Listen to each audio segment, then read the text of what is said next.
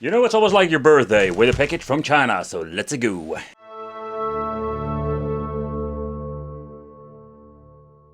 In the previous videos we talked about the Xbox One Classic Mini and the PlayStation 4 Mini and also PlayStation 3 Mini, but now they made the PlayStation 5 edition and I must say they were very fast for doing this. But what are we actually going to get? First of all, we're going to get the stand itself. We're going to get ourselves two what seems to be wireless controllers, that's kind of fancy.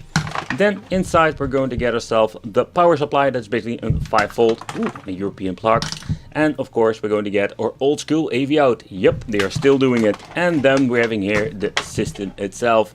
And the system itself, I must hand it to them, like they did quite a good job giving this thing like a PlayStation 5 look.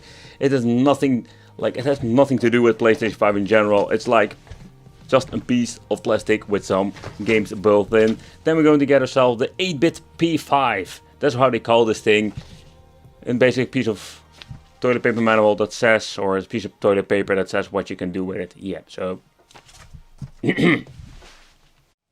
Okay, so let's do a quick overview of the system itself. And when you're looking at the form factor, I think they did an amazing job. This thing looks pretty damn awesome.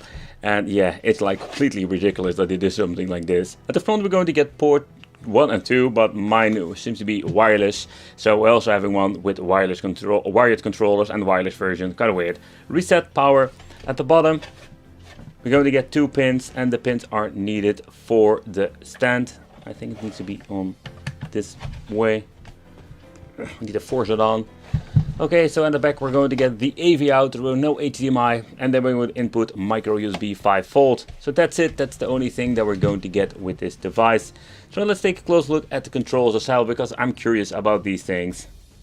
But the controllers itself, there is no switch for player 1 or player 2, so to be honest I don't know exactly which player is what controller. At the back we're going to get 2 AAA batteries that we're going to need inside this bloody freaking controller. The D-pad, oh boy, this thing is like super sturdy. Select start out of ribbery buttons, and of course over here like the A, B, X, Y, but basically what we're going to get is A, B, X, Y, and the X, Y are basically turbo buttons, no shoulder buttons, because it's going to be 8-bit all over again. Yep, they are creating so many of these freaking systems. But I must hand it to them, it looks really cool.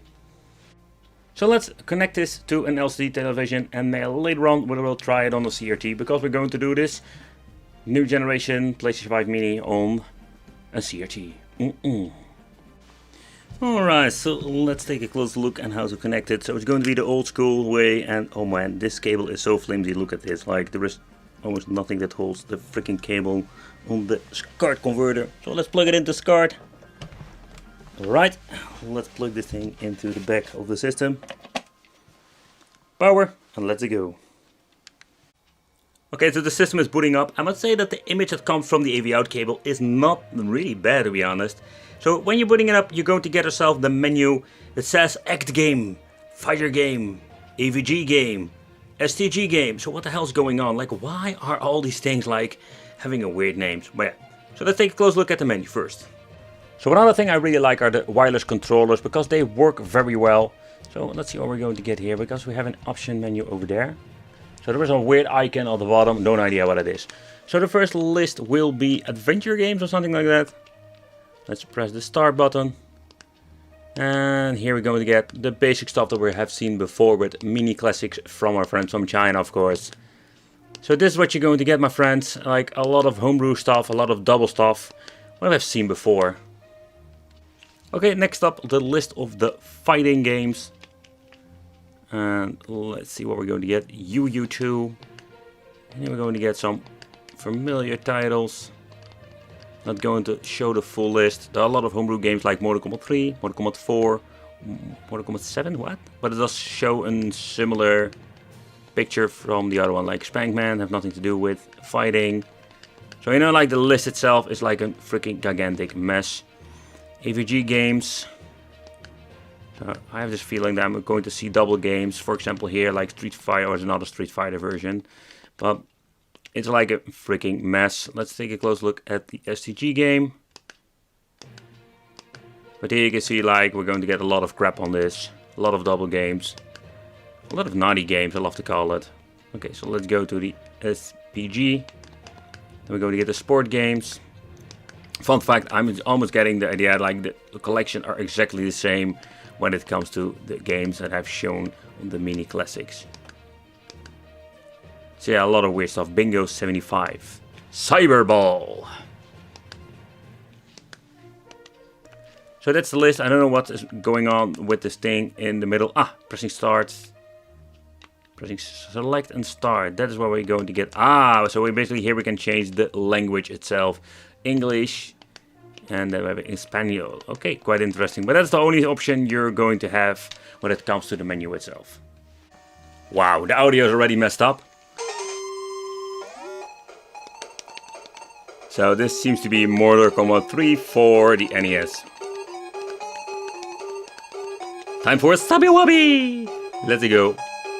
So and this is the stuff that you find on these devices. Okay, I must say that the D-pad feels quite sturdy, but I'm surprised how responsive it is. But the sound effect seems to be all here. But when you're pressing select and start at the same time and hold it for a couple of seconds, it goes... What the hell did he just said? Like, what the hell is going on with this? But it goes back to the menu like that. Like, weird games that we're going to find, like bandits. Like, look at this. You know that is freaking Donkey Kong. And I'm not Mario, but I'm just like this cannon that shoots stuff.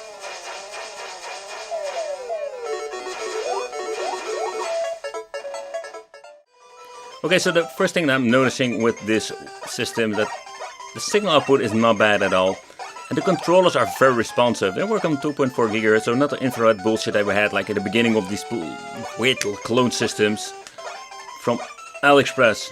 So somehow they try to improve it, but I don't know why they always like adding these weird 8-bit games to it. I have no idea like why they don't put the effort of giving us different kind of options. But also when it comes to these Chinese clone systems or like weird looking things, the problem is like we're going to get a lot of interference. I don't know if the microphone's going to pick it up, but let's boot up a game. It's time for the pinball. What the? To make it even more wicked, we have this game called... It's another weird Mortal Kombat knockoff game. And this thing looks even more weird than the previous one. So in the end, it's one new 8-bit system for the family. The signal output itself is not bad. It's filled with weird homebrew games, 8-bit. Yeah, let me know in the comments what you think of this. I want to thank you for watching. Consider subscribing, hit that little bell, become one of the Wicked family. And I will see you in the next video.